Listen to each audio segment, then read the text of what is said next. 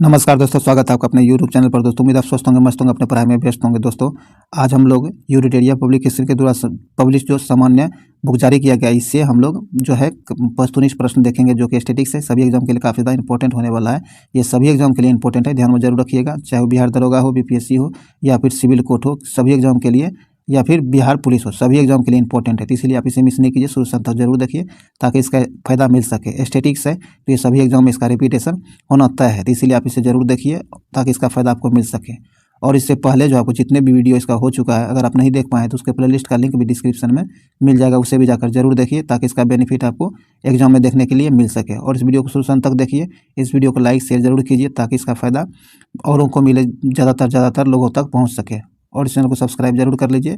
तो चलिए इस वीडियो को शुरू करते हैं, ज़्यादा टाइम नहीं गवाते हैं, इस वीडियो को शुरू करते हैं। आइए, सेट नंबर 58 का पहला क्वेश्चन कहता है कि दादा भाई नौरोजी द्वारा लंदन में किस संस्था की स्थापना की गई थी।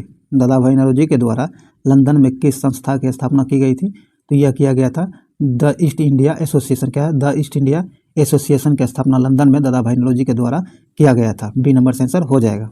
आगे कहता है सर विलियम जोन्स ने निम्नलिखित में से किस पुस्तक या ग्रंथ का अंग्रेजी में अनुवाद किया था, तो ये किया था आपको अभिज्ञान शकुंतलम का अंग्रेजी में अनुवाद किया था। किसने? सर विलियम जोन्स ने। तो ये ध्यान में रखिएगा, सी नंबर से आंसर हो जाएगा। आगे कहता है भारत के इतिहास का पहला सुव्यवस्थित इतिहास किस विद्वान ने तैयार किया था। कहता है भारत के इतिहास जो है, इसका पहला सुव्यवस्थित इतिहास किस विद्वान के द्वारा तैयार किया गया था, तो ये किया गया था आपको विंसेंट आर्थर स्मिथ के द्वारा। बी नंबर से आंसर हो जाएगा। आगे कहता अखिल भारतीय अनुसूचित जाति महासंघ की स्थापना किसके द्वारा की गई थी। अखिल भारतीय अनुसूचित जाति संघ जो महासंघ जो था, इसकी स्थापना किसके द्वारा की गई थी, तो यह किया गया था आपको भीमराव अंबेडकर के द्वारा। किसके द्वारा? भीमराव अंबेडकर के द्वारा। सी नंबर से आंसर हो जाएगा। आगे है क्या है? रहनुमाई मजदयासन सभा का संबंध किस धर्म सुधार से संबंधित है। तो इसका संबंध जो है पारसी धर्म से, किससे? पारसी धर्म के सुधार से संबंधित है। बी नंबर से आंसर हो जाएगा। आगे कहता है महाराष्ट्र के किस समाज सुधारक को लोकहितवादी उपनाम से जाना जाता है। कहता है महाराष्ट्र का वो कौन से समाज सुधारक हैं जिन्हें लोकहितवादी के नाम से जाना जाता है। इसका सही आंसर हो जाएगा आपको गोपाल हरि देशमुख को। किसे? गोपाल हरि देशमुख को। यह क्वेश्चन बहुत बार एग्जाम में रिपीट हो चुका है। देखिए स्टैटिक्स है तो सभी क्वेश्चन एग्जाम में रिपीट होना तय है और होता ही रहा, इसी से क्वेश्चन पूछा ही जाता है। तो आप इसीलिए इसे मिस नहीं कीजिए, शुरू तक जरूर देखिए। आगे कहता है यंग बंगाल। क्या? यंग बंगाल आंदोलन का प्रारंभ किसने किया था। अंग बंगाल आंदोलन जो था, इसकी शुरुआत किसके द्वारा की गई थी, तो इसका सही आंसर हो जाएगा आपको हेनरी विवियन डेराजियो के द्वारा। सी नंबर से आंसर हो जाएगा। आगे कहता है किस स्थल से प्रागैतिहासिक गुफा शैलचित्र मिले हैं, तो यह मिले हैं आपको भीमबेटका से। कहाँ से? भीमबेटका से। सी नंबर से आंसर हो जाएगा भीमबेटका। आगे कहता है कि आगे कहता है भारतीय उपमहाद्वीप। क्या है? भारतीय उपमहाद्वीप में लोह का सर्वाधिक साहित्यिक संदर्भ मिलता है, तो यह कहाँ से मिलता है, तो यह मिलता है आपको यजुर्वेद से। कहाँ से? यजुर्वेद से। सी नंबर से आंसर हो जाएगा। आगे कहता है दिल्ली सल्तनत में रहट किससे संबंधित है। दिल्ली सल्तनत में रहट जो है यह किससे संबंधित है, तो यह आपको सिंचाई से। किससे? सिंचाई से संबंधित है। बी नंबर से आंसर हो जाएगा। आइए दोस्तों सोचिए, कुछ सूची दो से मिलन करना है। एक तरफ जो है आपको हड़प्पा स्थल दिया गया है और उस तरफ स्थित दिया गया, कहाँ स्थित है यह हड़प्पा स्थल, ये आपको बताना है। तो आइए देखते हैं। सूची एक में कहा गया है कि हड़प्पा स्थल जो है ये रंगपुर। क्या है? रंगपुर कहाँ है, तो रंगपुर जो है ये आपको गुजरात में। कहाँ? गुजरात में है। सी नंबर से आंसर होगा गुजरात। आगे कहता है कालीबंगा ये आपको कहाँ है, कालीबंगा जो है ये आपको राजस्थान में। कहाँ? राजस्थान में है। और राखी गढ़ी ये आपको हरियाणा में है। राखी गढ़ी कहाँ है? हरियाणा में है। उसके बाद आपको मोहनजोदड़ो सिंध में। कहाँ? सिंध में। तो आपको 4 1 2 3 4 1 2 3 ये आपको बी नंबर यहाँ से आंसर हो जाएगा, ध्यान में रखिएगा। चलिए आगे है। आगे कहता है कि अक्सर कहता है अक्सर किसे अंग्रेजी जलरंग का जनक कहा जाता है। इसका सही आंसर हो जाएगा आपको पॉल सेंडीवी को। किसे? पॉल सेंडीवी को। आगे कहता है ईस्ट इंडिया कंपनी के काल में प्राचीन पुस्तक मनुस्मृति का अंग्रेजी अनुवाद किस नाम से किया गया था? तो मनुस्मृति का ईस्ट इंडिया कंपनी के समय में जो है प्राचीन काल में पुस्तक मनुस्मृति जो था इसका अंग्रेजी में अनुवाद किस नाम से किया गया था?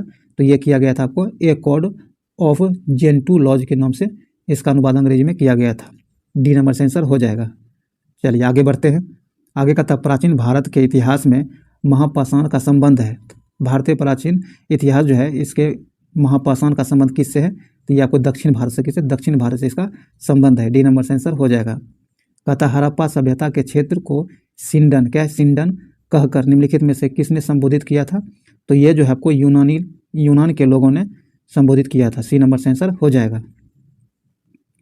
आगे कहता है इब्न बतूता ने किस शहर को पूर्वी इस्लामी दुनिया का सबसे बड़ा शहर कहा है? कहता है इब्न बतूता जो है इसने किस शहर को इस्लामी क्या है पूर्वी इस्लामी दुनिया का सबसे बड़ा शहर कहा था? तो ये कहा था दिल्ली को। किसे? दिल्ली को। बी नंबर से आंसर होगा दिल्ली को। आगे कहता है पुरंदर की संधि निम्नलिखित में से किसके मध्य हुई थी? पुरंदर को जो संधि हुई थी, पुरंदर की संधि ये किसके बीच हुई थी? तो ये शिवाजी और राजा जय सिंह के बीच। किसके? राजा जय सिंह के बीच हुआ था। शिवाजी और राजा जय सिंह के बीच। डी नंबर से आंसर हो जाएगा। चलिए आगे बढ़ते हैं।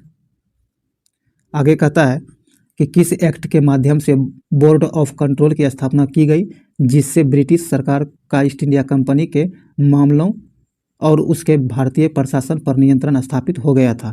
तो इसका सही आंसर हो जाएगा आपको Pitt's India Act 1784। B number से आंसर हो जाएगा। आपको ध्यान में होगा स्मरणीय तथ्य में हम आपको इससे पहले वाले वीडियो में इसे करा चुके हैं। आगे कहता है भारतीय दंड संहिता का निर्माण किसके नेतृत्व में किया गया था? भारतीय दंड संहिता जो है इसका निर्माण किसके नेतृत्व में किया गया था? तो ये लॉर्ड मैकाले के नेतृत्व में। किसके? लॉर्ड मैकाले के नेतृत्व में। बी नंबर से आंसर ए नंबर से आंसर हो जाएगा। आगे कहता है अमझोर क्या है? अमझोर की पहाड़ियों में पायराइट्स की खान पाई जाती है, वह बिहार के किस जिले में स्थित है? तो ये जो है बिहार के रोहतास में स्थित है। कहाँ? रोहतास में स्थित है। ए नंबर से आंसर हो जाएगा। आगे कहता है महानंदा एवं बागमती के बीच नदी समूह स्थित है। महानंदा और बागमती नदी के बीच जो है ये कौन सी नदी समूह स्थित है ये आपको बताना है। तो आपको मेची, कोसी और कमला। कौन? मेची, कोसी और कमला जो है इनके बीच स्थित है। सी नंबर से आंसर हो जाएगा। चलिए आगे है। आगे कहता है ग्रीष्म ऋतु में पूर्वी भारत में चलने वाली तीव्र एवं आर्द्र हवाओं को केरल में किस नाम से जाना जाता है? तो केरल में इसे आम्र वर्षा के नाम से जाना जाता है। किस नाम से? आम्र वर्षा के नाम से जाना जाता है। यह बहुत बार एग्जाम में पूछा जा चुका है, ध्यान रखिएगा आप इसे। आगे कहता है सूची 1 को सूची 2 से मिलान करना है। आइए देखते हैं। कहता है इडुक्की परियोजना जो आपको पेरियार नदी पर। कहाँ? इडुक्की परियोजना पेरियार नदी पर है। तो आपको ये 3 से मिल जाएगा। उसके बाद गांधी सागर परियोजना। कौन है? गांधी सागर परियोजना यह चंबल नदी पर है। आपको बी 4 से मिल जाएगा। दुलहस्ती परियोजना जो आपको चिनाब नदी पर है। कहाँ? चिनाब नदी पर है। तो आपको सी मिल जाएगा 1 से।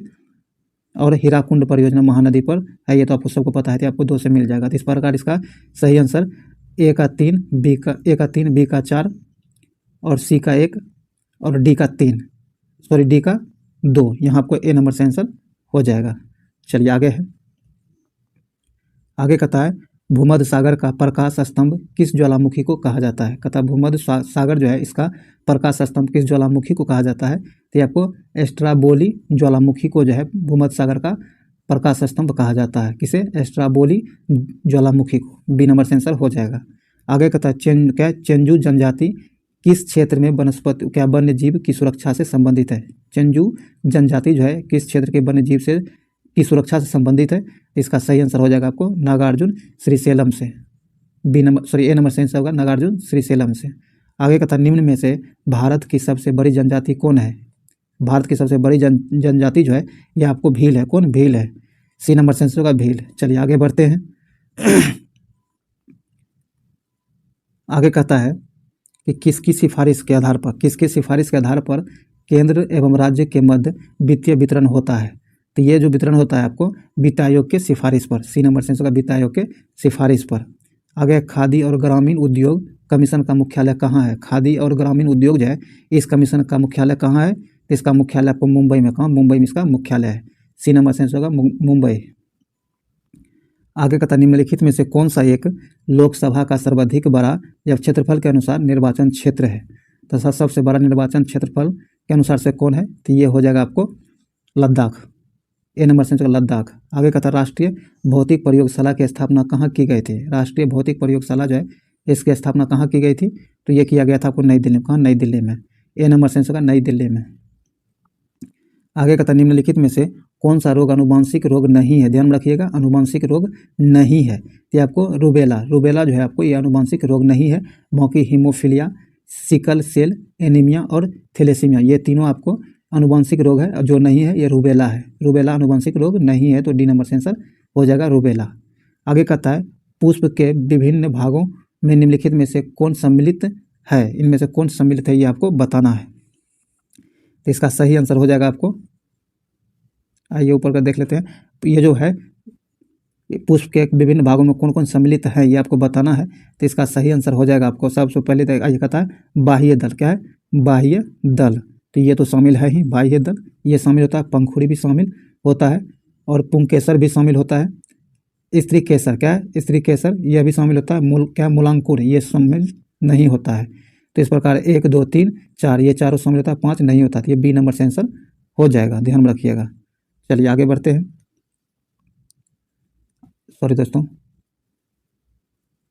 आगे कहता है किस जीव में बाह्य कंकाल तंत्र नहीं पाया जाता। कहता हुआ कौन सा जीव है जिसमें बाह्य कंकाल तंत्र नहीं पाया जाता है। तो ये आपको उभयचर है। कौन, उभयचर। ए नंबर सेंसर का उभयचर में बाह्य कंकाल तंत्र नहीं पाया जाता है। चलिए आगे है, सूची 1 को सूची 2 से मिलान करना है। आइए देखते हैं। कहता है कॉपर सल्फेट। क्या है, कॉपर सल्फेट। कॉपर सल्फेट जो है आपको ये कीटनाशी है। क्या है, कीटनाशी है। तो ये आपको 2 से मिल जाएगा। उसके बाद कहता है पेनिसिलिन। पेनिसिलिन जो है आपको प्रतिजैविक है। क्या है, प्रतिजैविक है। तो आपको 4 से मिल जाएगा। और यूरिया, यूरिया आपको उर्वरक है तो आपको 1 से मिल जाएगा। क्या है, मेलाथियन। मेलाथियन आपको फंगस नाशी है तो आपको 3 से मिल जाएगा। इस प्रकार 2 2 4 1 3 2 4 1 3 यहाँ बी नंबर सेंसर हो जाएगा, ध्यान में रखिएगा। चलिए आगे है। आगे कहता है पारिस्थितिकी तंत्र का कौन सा घटक जैविक और अजैविक घटकों के बीच मध्यस्थ के रूप में कार्य करता है। कहता पारिस्थितिकी तंत्र का वह कौन सा घटक है जो जैविक और अजैविक घटकों के बीच मध्यस्थता का के रूप में जो है काम करता है, कार्य करता है। तो ये करता है आपको उत्पादक। कौन, उत्पादक। सी नंबर सेंसर हो जाएगा उत्पादक।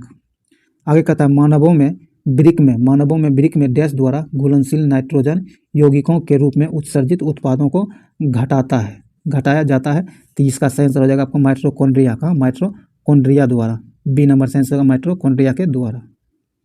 चलिए आगे बढ़ते हैं। आगे कहता है अमोनिया गैस। क्या, अमोनिया गैस बनाने की हेबर विधि में उत्प्रेरक के रूप में प्रयोग किया जाता है। कहता है अमोनिया गैस जो है इसे बनाने में हेबर विधि के द्वारा बनाने में जो उत्प्रेरक का प्रयोग किया जाता है वह क्या होता है। तो इसका सही आंसर हो जाएगा आपको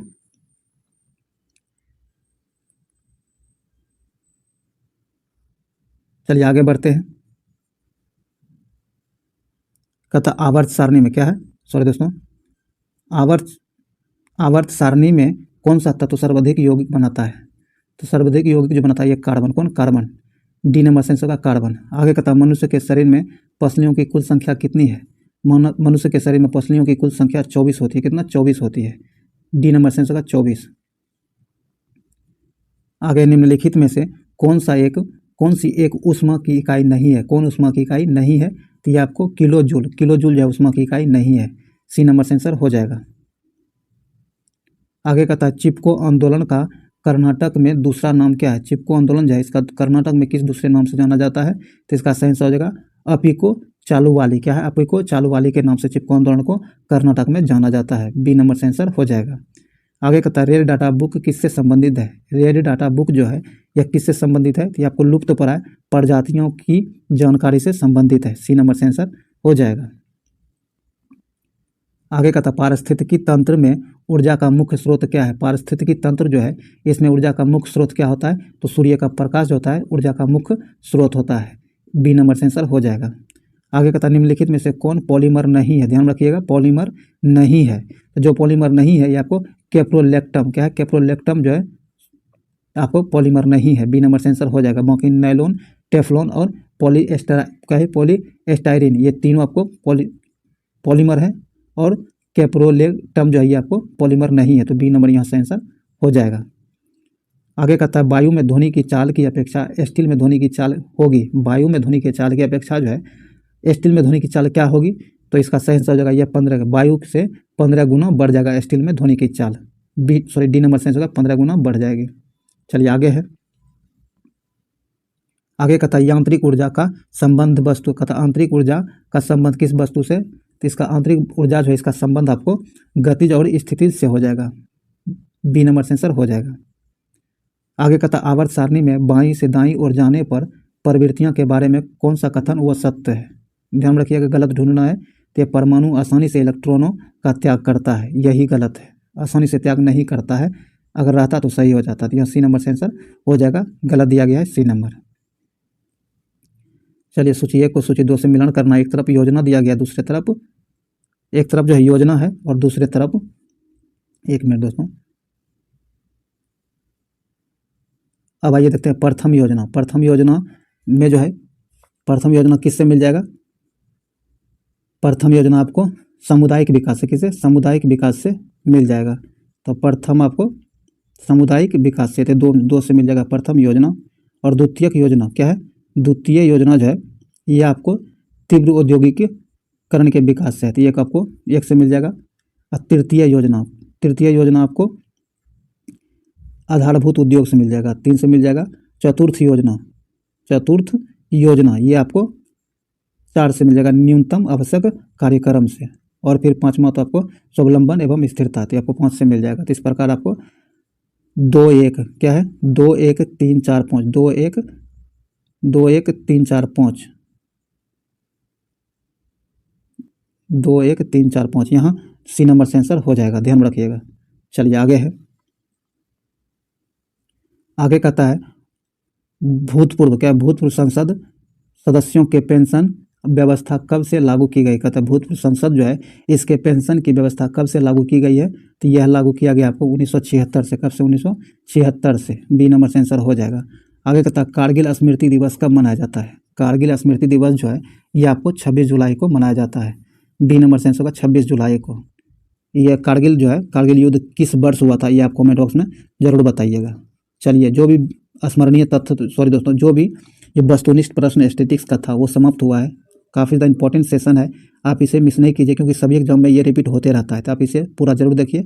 और अभी तक इस वीडियो को लाइक नहीं किया तो लाइक करके अपने दोस्तों के साथ शेयर कीजिए ताकि मैक्सिमम लोगों तक पहुँच सके। और इस चैनल को सब्सक्राइब करके घंटी दबा लीजिए ताकि आने वाली वीडियो का नोटिफिकेशन भी आपको आसानी से मिल सके।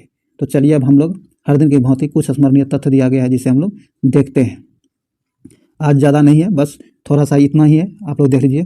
कहता है भारतीय संविधान के निर्माण हेतु बनी समितियां एवं उसके अध्यक्ष। कहता है भारतीय संविधान जो निर्माण हो रहा था, निर्माण करने के लिए कुछ समितियों का गठन किया गया था और उसके अध्यक्ष, तो ये कौन कौन सी समिति के कौन अध्यक्ष थे ये आपको दिया गया है।